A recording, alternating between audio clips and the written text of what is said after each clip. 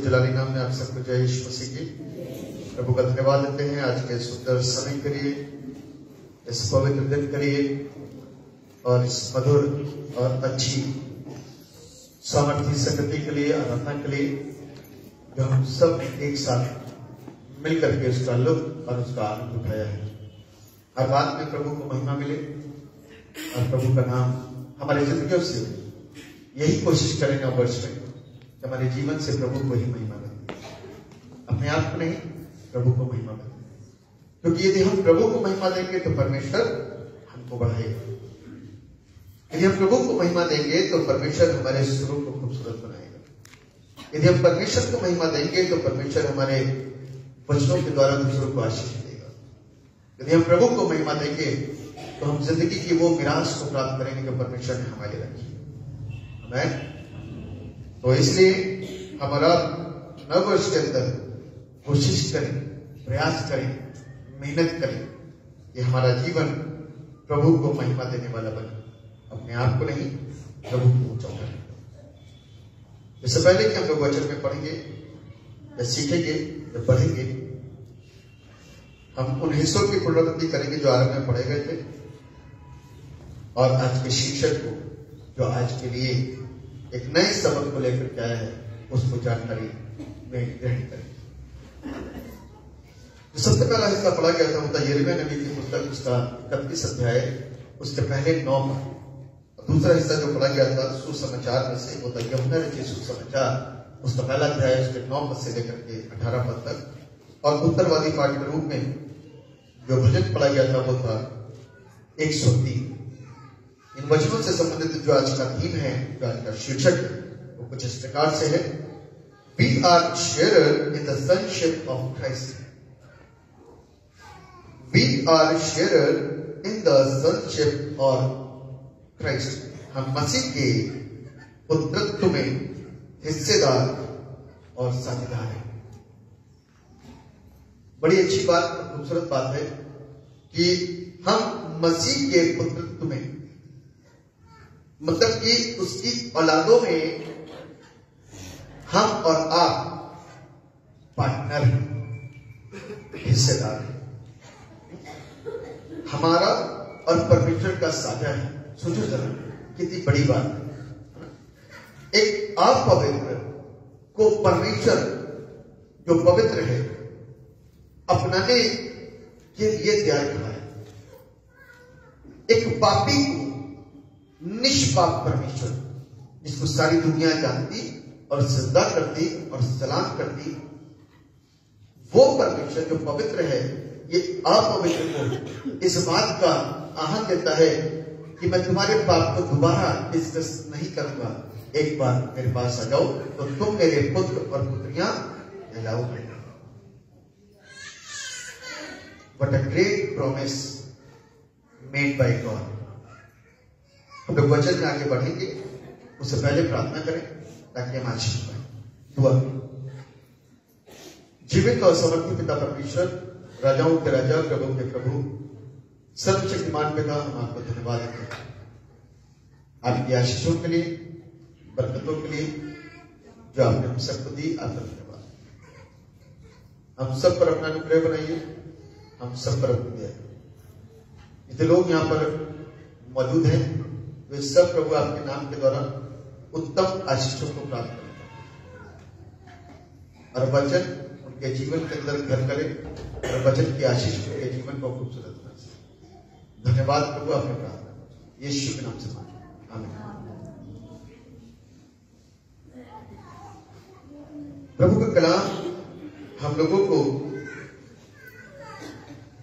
मसीह के पुत्रत्व में हिस्सेदार और साझेदार बनाता है। बच्चे को बाहर ले जा सकते हैं थोड़ी देर के लिए, कुछ प्रॉब्लम होगी तो, क्योंकि दूसरे लोग भी डिस्टर्ब हो जाते हैं और उसको वाले।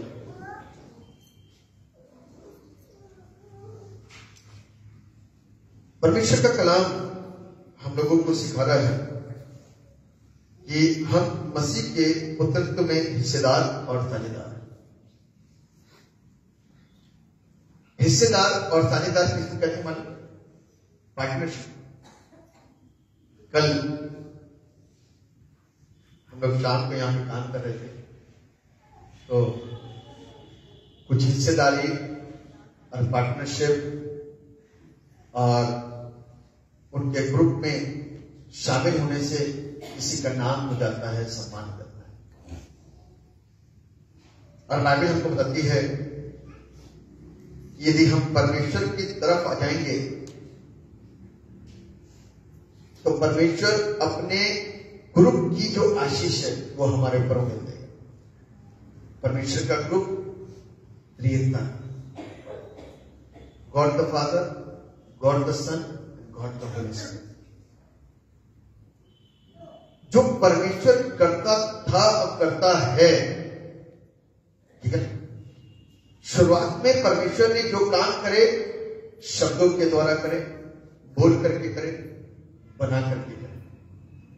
आज हम और आप जो पृथ्वी के और धरती के लोग हैं, जो बोलेंगे परमेश्वर उसको आशीषित करेगा, कलाम करेगा, है ना। जो बोलेंगे परमेश्वर उसको आशीष देगा, कलाम कहता है। जिसको बनाएंगे वो बन जाएगा। उसके बाद में वो परमेश्वर का काम है। दूसरे स्टेप पर गॉड द सन, यीशु मसीह आशीषित कर रहा है। यीशु मसीह अपने वाक्यों से, अपने शब्दों से, अपनी बुद्धिमत्ता से, अपने सामर्थ्य से लोगों को जिंदगी दे रहा है। आज सेकेंड पार्ट आप जगह जगह चर्चेस में अद्भुत चिन्ह और चमत्कारों को होता हुआ देख रहे हैं। इसमें आप और हम ये नहीं कह सकते कि सब झूठ है, कुछ तो है जो सच है, कुछ तो है जो सच्चाई है। यदि मैं यहीं पर ही हाथ खड़े करवाऊं सबके बहुतों के कि कितनों ने जीवन पाया, कितनों ने चेकाई पाई, कितनों ने छुटकारे पाए, तो यहां पर बहुत सारे लोग हाथों को खड़े कर पाएंगे, क्योंकि यीशु ने जीवन दिया है। दिस इज ट्रू, ये सत्य है। तो दूसरा पार्ट जो है आशीषों का, जो पुत्र के द्वारा हमारे जीवन में आती है, वो ये है कि हम और आपके लिए प्रभु का कलाम कहता है कि तुम मुझसे भी बड़े बड़े काम करो, और लोग कर रहे हैं। थर्ड, पवित्र आत्मा। जब पवित्र आत्मा हमको स्पर्श करता है, जब पवित्र आत्मा हमारे अंदर आता है, तो अद्भुत वरदानों से भर जाते हैं, है ना। कैसे? अद्भुत वरदानों से। और कैसे कैसे वरदान? 9 प्रकार के वरदान का जिक्र बाइबल में लिखा हुआ है। और चंगाई देने का, पहुनाई करने का, दान डालने का, और तरह तरह के वरदान है। भविष्यवाणियां करेंगे, ये वरदान है। और पवित्र आत्मा हमारा मार्गदर्शन करता है, हमको गाइड करता है कि हमको बने रहना है प्रभु, ठीक है ना। एक दिन आने के बाद से हम यीशु के नहीं हो जाते हैं। एक त्योहार में अपनी उपस्थिति को देने से हम यीशु के नहीं हो पाते, ना हो जाते हैं। त्योहार तो दुनिया मनाती है, त्योहार में तो दुनिया सब कुछ करती है, लेकिन जो प्रभु में बना रहता है, जो प्रभु में बना रहता है कंटिन्यू, जिसके अंदर परमेश्वर का भय है, जिसके अंदर परमेश्वर की बातें हैं, वो ही परमेश्वर के पुत्र और पुत्री होने के अधिकार को प्राप्त करता है। मालूम, एक छोटी सी एक कहानी बताऊंगा, फिर इसके बाद तो यहां पर मैंने आपको बताया कि परमेश्वर पिता, परमेश्वर पुत्र, परमेश्वर पवित्र आत्मा, इसकी सामर्थ्य हमारे जीवन के अंदर आती है और हम आशीष पाते। क्या होता है? हम आशीष पाते। तो जब मैं और आप उसके पुत्र और पुत्री बनना चाहते हैं, तो we should abide with God. हमको परमेश्वर से जुड़े रहने के लिए हमको उसके पास में आना है, वचन और प्रार्थना करना है, संगति करना है, भजन करना है, आराधना करनी है, चर्च हर रविवार आना है, नागा नहीं करना है। जैसा आप बनोगे वैसा ही आप बनाओगे और वैसे ही संतानें बनेंगी। और इतना जरूर बताऊंगा, आपकी इच्छा, क्योंकि परमेश्वर ने आदम को फ्री विल दिया था, वहां से पेड़ नहीं हटाया, है ना, ये पेड़ हटाया नहीं था परमेश्वर का, बस उसको नहीं खाना, फ्री विल दिया आदम के पास में कि मैं इसको देखूं, इसको खाऊं, इसको छूं कि ना छूं। लेकिन एक दिन ऐसा हुआ कि बहकाने वाले ने बहकाया और आदम ने छुआ भी, आदम ने देखा भी, आदम ने खाया भी, आदम को स्वाद भी आया, पाप में स्वाद आता है, और वो परमेश्वर की उपस्थिति से हट गया। ये फ्री विल थी। तो फ्री विल आज हम सब लोगों के लिए, हमारे और आपके सामने जीवन की बातें भी हैं और संसार की बातें भी हैं। परमेश्वर ने संसार की बातों को हमसे अलग नहीं किया, कहता है ये करोगे तो पाप में गिर जाओ, और इसको यदि सीने से लगाओगे तो जीवन पाओगे। तो फ्री विल है कि आज हम अपने जीवन को कैसा बनाने जा रहे हैं। क्या आज भी हम अपने परिवार को अपने उस बैकग्राउंड में ढालना चाहते हैं जो बैकग्राउंड की कहानी की स्टोरी अच्छी नहीं रही, या किसी प्रकार के पाप में या गलत कर्मों में डूबे रहे? बाइबल इस बात को सिखाती है कि जब परमेश्वर ने अब्राहम को आवाज दी तो अब्राहम ने अपने बैकग्राउंड को छोड़ दिया। मालूम है अब्राहम ने क्या करा? अपने बैकग्राउंड को छोड़ दिया। उसका बैकग्राउंड क्या था? है मूर्ति पूजक का घर। बैकग्राउंड क्या था? उसका पिता मूर्ति पूजक था, मूर्ति बनाने वाला था। आप सारे लोग वहीं से निकल करके आए हो। अपने बैकग्राउंड को छोड़ना पड़ेगा, स्वभाव को छोड़ना पड़ेगा, सोच और आदतों को छोड़ना पड़ेगा, तभी परमेश्वर के संक्षिप्त में, पुत्रत्व में शामिल हो पाओगे। और उसमें शामिल होने के लिए जो आशीषें हैं वो मैं अभी आपके सामने पॉइंट में एक्सप्लेन करूंगा ताकि आप उसको समझ सकें। एक छोटी सी स्टोरी बता रहा था मैं आपको। एक युद्ध चल रहा था, लड़ाई हुई। उस लड़ाई में नेपोलियन का नाम आपने सुना होगा। बहुत घमासान लड़ाई थी, और उस घमासान लड़ाई में इंसान तो मर ही रहे थे, डर ही रहे थे, जानवर भी डर रहे थे। एक पुस्तक में लिखी है स्टोरी कि नेपोलियन का घोड़ा भाग गया।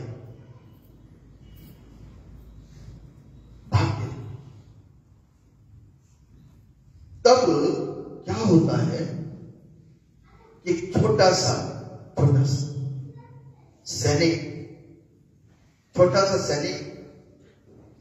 दौड़ करके अपने घोड़े में जाकर के जान की बाजी को लगा करके नेपोलियन के घोड़े को उसने पकड़ लिया, और पकड़ने के बाद में क्या करा? नेपोलियन के पास में ले आया। नेपोलियन ने कहा थैंक यू कैप्टन। नेपोलियन ने क्या कहा? Thank you captain. अब ये बंदा अच्छी तरीके से जानता है कि सामने वाला बंदा यानी कि नेपोलियन मुझको अच्छी तरीके से आता। I am not captain, I am just soldier. मैं कैप्टन नहीं हूं, मैं सोल्जर हूं। यही गाथा वो अपने लोगों को जाकर के सुना रहा था कि मेरे को ऐसा कहा गया, मैं एक सोल्जर था लेकिन मेरे को कैप्टन बना दिया, और आज से लोग तुमको कैप्टन ही कहेंगे। अद्भुत है। ये स्टोरी को प्रभु से जोड़ेंगे। मैं पापी, प्रभु जानता कि मैं पापी हूं, लेकिन आज कहता है you are a son and you are a children and you are a daughter of Almighty God. Hallelujah. समझ में नहीं आया तो एक बार और बोल सकते हैं, मैं दोबारा बता सकता हूं स्टोरी, लेकिन ये चीज क्लियर होनी चाहिए। यानी कि परमेश्वर पापी व्यक्तियों को एक कितना बड़ा दर्जा देता है। एक पापी व्यक्ति को एक झूठ बोलने वाले व्यक्ति को, एक मारधाड़ करने वाले व्यक्ति को, एक लड़ाई दंगा करने वाले व्यक्ति को, एक चोरों को और खुराफात करने वाले व्यभिचारियों को परमेश्वर क्या कहता है? तुम मेरे पुत्र और पुत्रियां हो। क्योंकि आपने बहुत सारे प्रभु के सेवक और सेविकाओं की जब गवाहियां सुनी। ये बच्चों, एक दूसरे से हट जाओ, बिल्कुल बीच में छड़ा करनी बिल्कुल मत करो वचन के दौरान।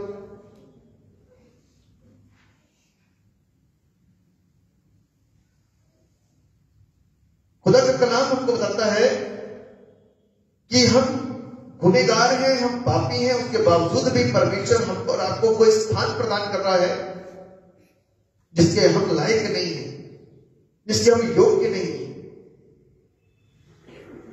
लेकिन फिर भी उसने मुझको और आपको अधिकार दिया,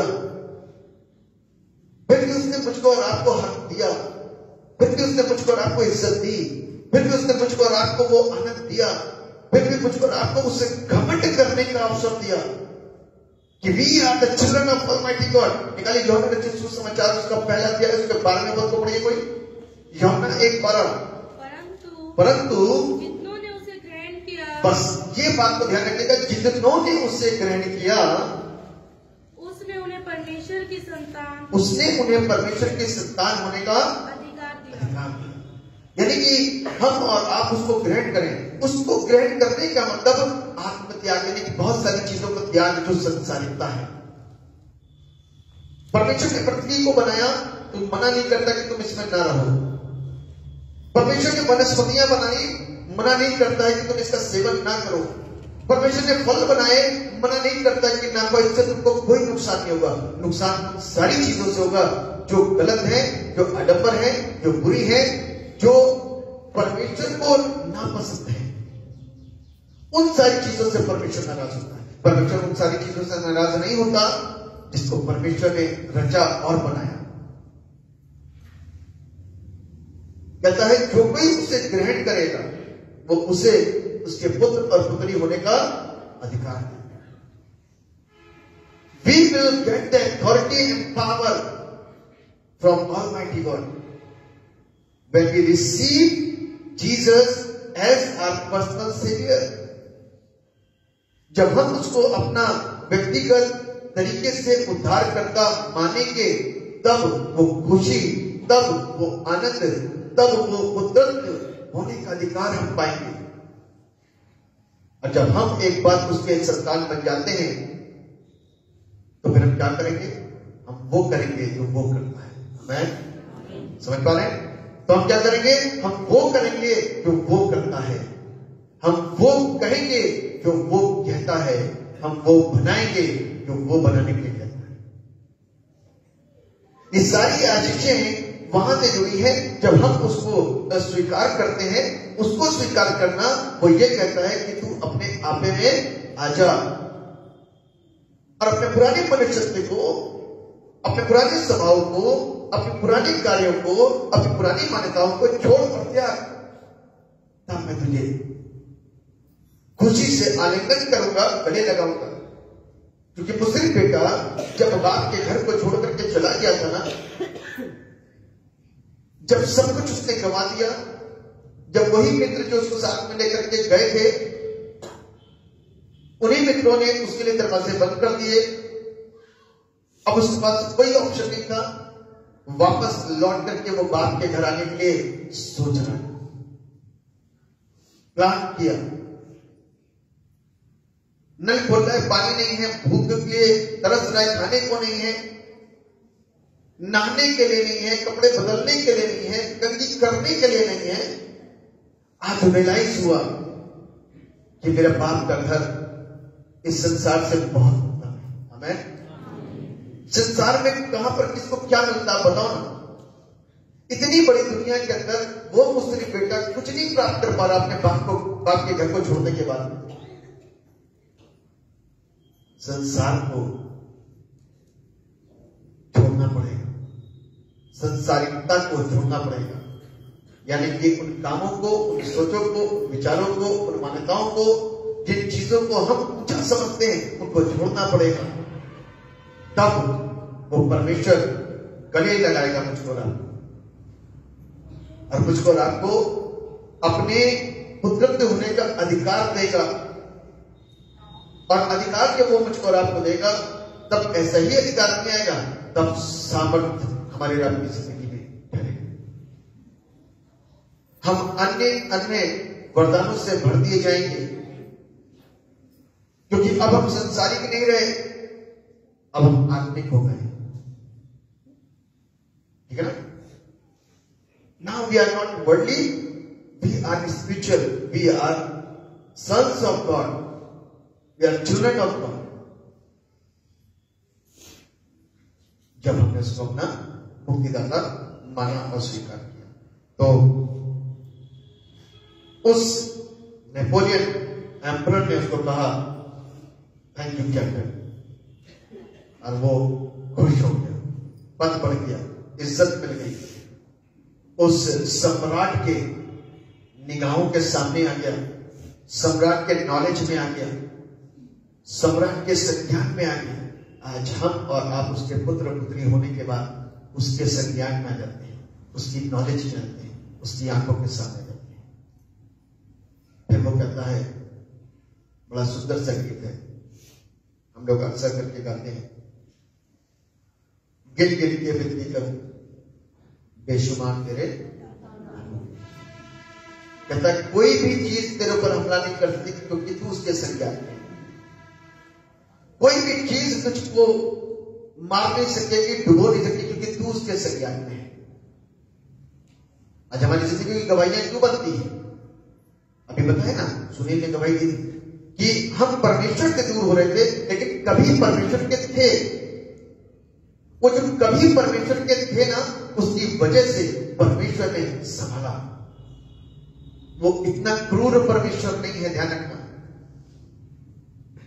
हम मनुष्य अपनी इच्छा से काम करते हैं, हमारा काम नहीं बनेगा तो हम प्रभु को, प्रभु के वचन को, प्रभु की संगति को हो सकता है थोड़े दिनों की नजरअंदाज करना है, लेकिन ऐसा परमेश्वर नहीं करता। वो कभी नहीं छोड़ेगा। यदि वास्तव में मुसीबत के समय में पड़े हुए हैं और वहां से आवाज आते हैं प्रभु अपने बेटे पर दया कर, तो उसके सामर्थ्य हाथ उनको पकड़ेंगे और उठाएंगे और संभालेंगे। जिस तरीके से उसका एक्सीडेंट था वो वास्तव में खतरनाक, लेकिन परमेश्वर ने जीवन दिया है। यदि हम उस चीज को वापस से रिवाइंड करें और चेक करें कि कैसे क्या हुआ और परमेश्वर की सामर्थ्य हाथ में कैसे संभाला और निकाल के लाया, वो एक बड़ी गवाही। मृत्यु और जीवन के अंदर जरा सा फर्क था, मृत्यु और जीवन के अंदर जरा सा फर्क, लेकिन परमेश्वर ने बचाया, अद्भुत परमेश्वर। तो इसलिए हमको और आपको उस परमेश्वर को जानना है और उसको समझना है, उसको टाइम देना, उसको समझना। ठीक है, आज हमको और आपके उसके पुत्र और उसके पुत्री होने के लिए हमको उसको अपना मुक्तिदाता जरूर स्वीकार करना पड़ेगा। अब मेरा सवाल होता है कि क्यों स्वीकार करें आप, क्यों उसके पुत्र पुत्री बने? ऐसा क्या है उसके अंदर कि आप और हम उसके पुत्र पुत्री बनने के लिए तैयार हो रहे हैं और बनना चाहते हैं? उसका कारण, उसका वजह, उसका जवाब सिर्फ यही है कि वो जिंदा है, पहली बात, वो सच्चा है, दूसरी बात वो कमाल का है, तीसरी बात, और वो उद्धार करता है, चौथी बात वो मुक्ति दाता है, पांचवी बात वो क्या नहीं कर सकता। ऐसा कोई भी प्रश्न उठाओ, ऐसा कोई भी काम लेकर के आओ, वो क्या नहीं कर सकता। पहली गवाही सुनी थी आपने कि उसने बोला बेटे नेहा ने कि हम नहीं सोच रहे थे, क्योंकि जो कुछ घर में घटित हुआ था उसका प्रभाव उनके जीजा जी के ऊपर पड़ सकता था, लेकिन वो एक्सपेक्ट नहीं कर रही थी कि उनका बिहेव अच्छा हो सकता है। लेकिन परमेश्वर क्या नहीं कर सकता? बिहेव बदल दिया। हमें क्या नहीं कर सकता, लेकिन उसके लिए तजुर्बे चाहिए, उसके लिए अनुभव चाहिए, तभी तो गवाहियां बनती हैं। यह हल्की बात नहीं। जिस ईश्वर के पास में हम उसके पुत्र पुत्री बनने के लिए आए हैं, उसके ऊपर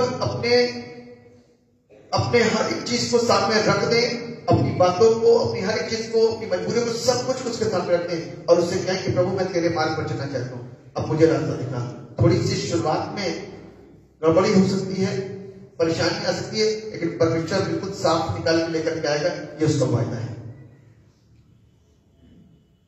ये उसका वायदा है, ये उसका प्रॉमिस है। तो इसलिए आज हम और आप जो संसारिक व्यक्ति हैं, हम संसारिक वस्तुओं के गुलाम हैं। संसारिक वस्तुओं के क्या है? गुलाम। जोर से बोले ना, संसारिक वस्तुओं के गुलाम हैं। गुलाम किसको कहते हैं मालूम है? गुलाम किसको कहते हैं? अधीन हो जाना। ठीक है। संसारिक रीतियां, संसारिक मान्यताएं, सांसारिक नियम, संसारिक चीजें और उसके अलावा अपने शरीर को घात और कष्ट देने वाली वस्तुएं, इन सारी चीजों के हम गुलाम हैं। गाली देना भी गुलामी के तरह थी। गाली आपके ऊपर हावी होती है, सोचो तो, गाली हमारे ऊपर हावी होती है कि हमको गाली देनी है, हम उसके गुलाम हैं। हम नशे के गुलाम है, वो हमारे पर हावी होता है कि आज करना ही करना है, हम उसके गुलाम हैं। हम लड़ाई के गुलाम हैं, वो हमारे ऊपर चीजें हावी होती हैं, उसके गुलाम हैं। हम विचार के गुलाम हैं, वो हमारे पर हावी होता है। और परमेश्वर कभी भी हमको अपना गुलाम नहीं बनाता, वो हमको पुत्र पुत्री का दर्जा दे रहा है, लेकिन शैतान हमको गुलाम बनाता। ध्यान, शैतान क्या करता है?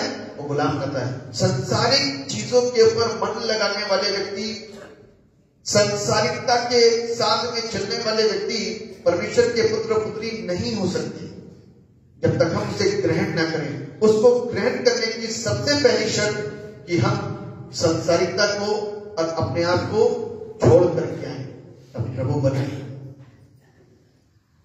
ठीक है। तो इसलिए हम और आप इन सारी चीजों को समझेंगे और इसको जानेंगे। 2 पॉइंट शेयर करूंगा, उसके बाद खत्म करूंगा। पहला पॉइंट, यीशु को ग्रहण करने पर हम अधिकार प्राप्त करते हैं उसकी संतान होने का। ठीक है ना। पहला पॉइंट है, यीशु को ग्रहण करने पर हम अधिकार प्राप्त करते हैं उसकी संतान। हम सब यहां पर बैठे हैं ठंडी में, अपने घर से निकल करके यहां पर आए ताकि हम परमेश्वर को और जान सकें और समझ सकें। हो सकता है कि परमेश्वर मन के अंदर कुछ और अच्छी बातों को डाले, उसके द्वारा हम आशीषित हो सकें। तो हम और आप इस चीज के गुलाम नहीं है, ये हम स्वेच्छा के साथ करें, क्योंकि यहां से हमको अच्छी चीजें मिल रही हैं। जब खुदा का कलाम बोया जा रहा है, बांटा जा रहा है, दिया जा रहा है, तो इसके द्वारा हमको अच्छी वस्तुएं मिल रही हैं, अच्छा जीवन की बातें मिल रही हैं, और बुराइयों से हम बच रहे हैं, गलत चीजों से हम बच रहे हैं, गलत कामों से बच रहे हैं। और हमको और आपको पता चल रहा है कि अब परमेश्वर के द्वारा क्या स्कीम है। मोदी साहब जो स्कीम चलाएंगे और जो सरकार होगी जो स्कीम चलाती है, उस स्कीम के लिए हम और आप कितनी कोशिश, कितने प्लान करते हैं कि हमारे बैंक में अब कितने रुपए आने वाले हैं, हमारे अकाउंट में अब क्या क्या आने वाला है, इस स्कीम के द्वारा हमको क्या लाभ मिलेगा और इस स्कीम के द्वारा हमको क्या लाभ मिलेगा। We always trying and run and run and run and run, पीछे दौड़ते हैं उसके। लेकिन परमेश्वर हमारे लिए कौन सी स्कीम लेकर के आया है, उसके ऊपर कभी हमने और आपने ध्यान नहीं दिया, कभी नहीं दौड़ते। आसानी से मिल जाए तो ठीक है, नहीं मिलती तो कोई बात नहीं, हमें इसकी जरूरत नहीं है, क्योंकि परमेश्वर दिखता नहीं है और हमें समझ में आता नहीं। बड़ी आसानी से कई बार हम लोग सारे कामों को कर जाते हैं और संसारिक वस्तुओं के पीछे पीछे दौड़ेंगे। ये भी कार्ड, वो भी कार्ड, ये कार्ड, वो कार्ड, सब कुछ कोशिश करते हैं, लेकिन परमेश्वर की स्कीम के पीछे हम और आप नहीं दौड़ते। बाइबल क्या कहती है? यदि तुम परमेश्वर की स्कीम के पीछे दौड़ोगे, यदि उसके धर्म, उसके राज की खोज करोगे, तो सारी वस्तुएं तुमको मिल जाएंगी, सारी वस्तुएं मिल जाएंगी। हम उसके लिए नहीं कोशिश करते, उसके लिए फाइट नहीं करते, उसके लिए मेहनत नहीं करते, उसके लिए आंसू नहीं बांधते, उसके लिए पैसा खर्चा नहीं करते, उसके लिए प्रयास नहीं करते, उसके लिए मेहनत नहीं करते। करते नहीं करते। अभी मोदी साहब को स्कीम निकालने कि जी ये कर दो, तो इसमें 5-5 हजार रुपए बैंक में आएगा, 200 रुपए लगेगा उसको ऑनलाइन करने में, तो सब लोग 200 रुपए निकाल के जरूर देंगे। दोगे कि नहीं दोगे?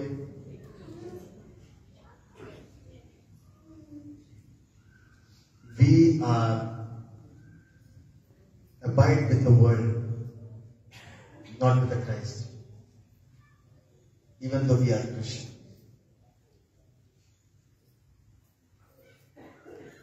जबकि हम मसीह हैं, क्रिश्चियन हैं। बड़ा दुख है इस चीज का, अफसोस है इस चीज का।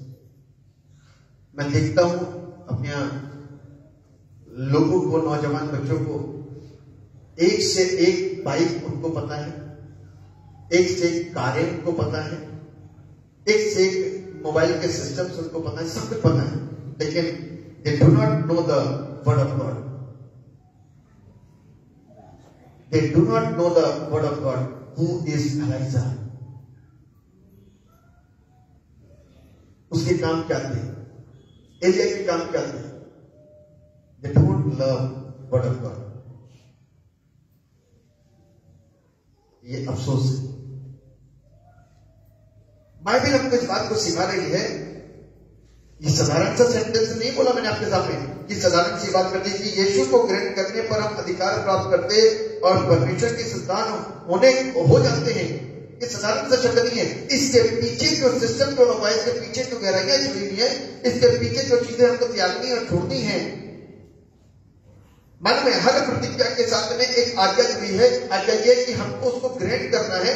ग्रहण करने के लिए जो हमारे साथ में जुड़ा हुआ उसको छोड़ना है, क्योंकि परमेश्वर को जो हमारे साथ जुड़ा हुआ है उससे नफरत है, यानी कि पाप, छल, धोखा, बेईमानी, संसारिकता, उससे परमेश्वर चिढ़ता है, उससे परमेश्वर को नफरत है। क्योंकि वो पवित्र है, हम अपवित्र हैं। आप पवित्र परमेश्वर के पास में ऐसे ही नहीं चला जाएगा। आप पवित्र परमेश्वर के पास में ऐसे ही नहीं चला जाएगा। उस पवित्र परमेश्वर के पास जाने के लिए अभी पाप बेशक नहीं निकले शरीर से, लेकिन यहां पर एक लॉक लग जाना चाहिए कि आज के बाद पाप नहीं करूंगा। नियत शुद्ध हो जानी चाहिए। यहां पर नियत शुद्ध होते परमेश्वर आपको स्वीकार कर लेगा। अभी पाप बेशक नहीं निकले, अभी शरीर साफ नहीं हुआ, अभी आत्मा साफ नहीं है, लेकिन नियत साफ हो गई। जिस दिन नियत साफ हो जाएगी उसी दिन परमेश्वर आपको खींच लेगा और वो अपने काम करना शुरू कर देगा। ठीक है ना? मैंने एक बार हमेशा आपको एक उदाहरण दिया है कि फर्ज कर लीजिए ये दो पार्ट हैं बीकर के।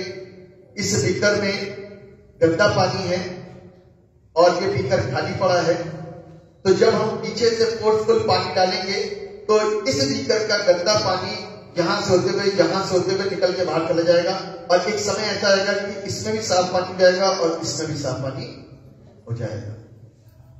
ये प्रोसेस 1 मिनट का नहीं होता कि हम मीटिंगों में खड़े हुए, ऑल्टर कॉल हुआ, हमने आंसू बहाए, हम प्रभु हो गए। ऐसा नहीं होगा, ऐसा कभी किसी के साथ नहीं। बहुत रेयर होगी, एक्सेप्शनल केस होंगे। ठीक है कि जीवन उसी समय सौंप दिया। आंसू बहाने से जीवन नहीं सौंपा जाता, वो तो लोग भावनाओं में गिरते हैं। तो इस बात को ध्यान रखिए कि हमने यहां पर एक बार नियत बनानी है कि आगे को पाप नहीं करेंगे, तो उसी दिन से सारी चीजें स्टॉप हो जाती है। परमेश्वर कहता है कि मैं तुम्हारे पापों को दोबारा डिस्कस नहीं करूंगा, एक बार छोड़ दो। जब हम यहां नियत बनाते हैं तो परमेश्वर की आशीषों को प्राप्त करते हैं और परमेश्वर मुझको और आपको आशीषित कर देता है। अब मैं और आप उसके पुत्र पुत्री बनते।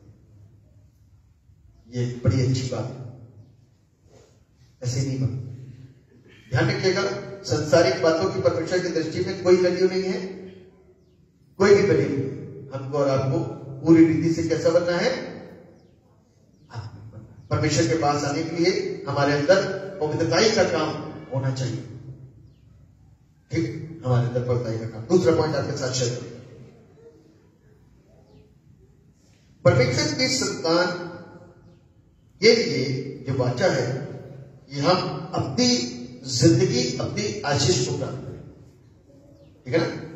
परमेश्वर की संतान के लिए ये परमेश्वर का प्रॉमिस है, ये वायदा है कि हम और आप अपनी आशीष प्राप्त करें। कैसी वाली? अपनी जिंदगी के साथ भी और जिंदगी के, ठीक है। मैंने बहुत सारे लोगों को जो बहुत गरीब है, बहुत गरीब है, जो इतने गरीब हैं, उनको यदि 8-10 हजार रुपए सैलरी मिल रही तो वो उसमें इतने खुश होते क्योंकि उन्होंने 2000 में घर चलाया, उन्होंने 3000 में घर चलाया, उन्होंने 4000 में घर चलाया। लेकिन कुछ लोग ऐसे भी हैं जिनकी 50,000 भी है सैलरी तो भी वो खुश नहीं है, क्योंकि उनके खर्चे बढ़े हैं, उनका मैनेजमेंट बढ़ा है, सारी चीजें।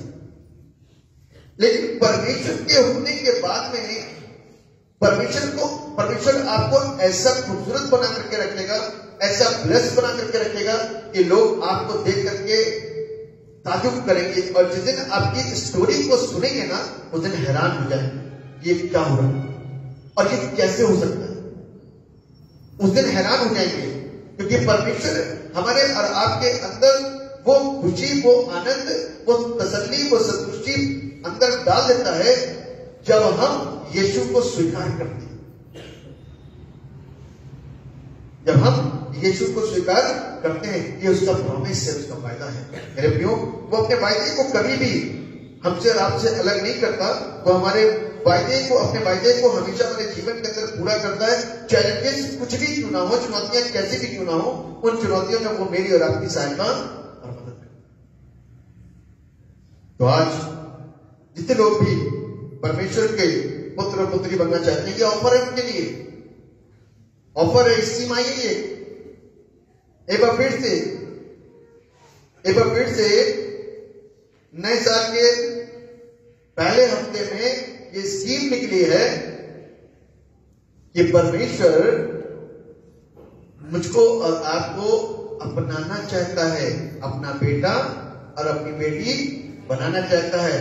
बस इस स्कीम के लिए इसमें आधार कार्ड नहीं लगेगा, पैन कार्ड भी नहीं लगेगा, आपकी फोटो की भी जरूरत नहीं है, बस बैठे बैठे काम हो जाएगा। अपने सोच को अच्छा कर लो और आज से इस बात का प्रॉमिस कर लो कि आज के बाद पाप छोड़ दूंगा, पाप छोड़ दूंगा। अपने अंदर की बुराइयों को धीरे धीरे छोड़ता चल जाऊंगा। सोच बनाओ, वो सोच जिसको मैं नहीं देख पाऊंगा, आप शब्दों में अपनी सोच को इतना मजबूत दिखा दोगे कि मैं देख कर दिखाऊंगा कि इसने तो आज फैसला ले ही लिया। लेकिन वो जो मजबूत सोच होगी ना, वो परमेश्वर ही देख पाएगा, उसको मैं नहीं देख सकता। तो इसीलिए उसके साथ में वायदे करें। एक साल आया चला गया, वो चला गया, ये भी चला जाएगा। लेकिन हम लोग हर नए साल के अंदर कुछ प्रोमिसेस करते हैं, कुछ वायदे करते हैं कि प्रभु इस साल में हम कुछ नया करेंगे, इस साल में हम अपने पुरानी सारी चीजों को छोड़ेंगे। कुछ ऐसे हमारे लोग होते हैं जानकार, क्योंकि बस आज साल का आखिरी दिन है, आज पीऊंगा, इसके बाद नए साल से बिल्कुल नहीं पीऊंगा, है ना। लोग प्रॉमिस करते हैं आज ही पीऊंगा, जो कुछ करना है आज ही करूंगा, बिल्कुल छक्के कर लूंगा, उसके बाद नए साल से बिल्कुल फ्रेश हो जाऊंगा, बिल्कुल ताजा, पहले दिन ही शुरुआत अच्छी करूंगा। कोई कहेगा जी मैं मंदिर जाकर सबसे पहले घर के जाऊंगा, कोई कहेगा नमाज पढ़ूंगा, कोई कहेगा चर्च जाऊंगा। पहले दिन ही उनके अंदर कहीं ना कहीं ये बात तो है कि जो चीज वो कर रहे हैं अच्छी है। अब वो उसको फॉलो कर पाए, उसपे वो हावी हो पाए या नहीं हो पाए, वो डिपेंड करता है।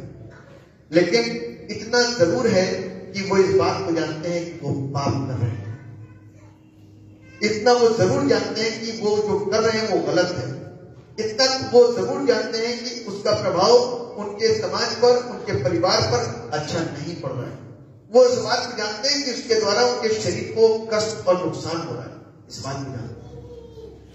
लेकिन वो चीजें हमारे और आपके लाइफ को कंट्रोल करती हैं, हम और आप उसको कई बार कंट्रोल नहीं कर पाते। तो इसलिए परमेश्वर से प्रार्थना करिए, उससे सामर्थ्य मांगिए कि प्रभु नए साल में मैं आपसे इस बात की प्रार्थना करती हूं कि जो चीजें मेरे नियंत्रण में नहीं है, आप उसको मेरे नियंत्रण में कर दो। जो चीजें मेरे कंट्रोल में नहीं है और जिसका मैं गुलाम बना हुआ हूं, प्रभु अब मैं उसका गुलाम ना बनूं, उसके ऊपर अपना शिकंजा बना दूं, ताकि वो मेरे ऊपर हावी ना हो, मैं उसके ऊपर हावी हूं। तो सारा सिस्टम सही हो जाएगा और सारी चीजें सही हो जाएंगी।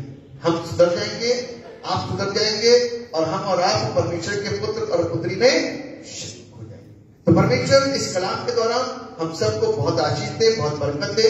हमारे अंदर जो कलाम की बातें आ गई हैं, हम उसको महज सिर्फ मजे के लिए कि भैया चलो आ गए, सुनना तो है, कुछ ना कुछ तो बोलेंगे ही पाजी साहब, नए नए टॉपिक को सुनने के लिए नहीं बैठे। हम इसको शिक्षा के तौर पर इसको अपने जीवन में ग्रहण करने के बैठे, ताकि हम आशीषित हो सके और नया साल एंड आते आते चेहरे पे रौनक ना जाए, आत्मा प्रफुल्लित ना हो जाए और वरदानों से ना भर जाना तो जो हमें, लेकिन आज्ञा को मानेंगे तो प्रतिज्ञा को पूरी करेगा, क्योंकि मेरे अधिकार में नहीं है, उसके अधिकार में सब कुछ है। परमेश्वर हम सबको इस वचन के द्वारा आशीष बरकत दे। दुआ जीवित और समर्थी पिता परमेश्वर, राजाओं के राजा, प्रभु के प्रभु, सर्वशक्तिमान पिता, हम आपको धन्यवाद देते हैं अपने तमाम आशीषों के लिए, बरकतों के लिए जो आपने हम सबको दिया। आपके नाम के हर बात में प्रभु महिमा से प्राप्त मिले, आपका नाम जुलाने पाए। आपका नाम ऊंचा है और ताबत रखता है, आपका नाम काम करता है और ताबत करता रहेगा। आपका नाम बचाता है और जब तक हमारी जिंदगी है तब तक हम इस बात को देखते रहेंगे कि वो सबको बचाता चला आया है। आप सब पर अपना अनुग्रह बनाइए, सब पर दे उपस्थित सभी लोगों को प्रभु आपके वचन की आशीषें प्राप्त करना है। सारा आदर महिमा गौरव आपको देते हुए इस दुआ को आपके नाम में मांगते जैसे सुनिए और प्रभु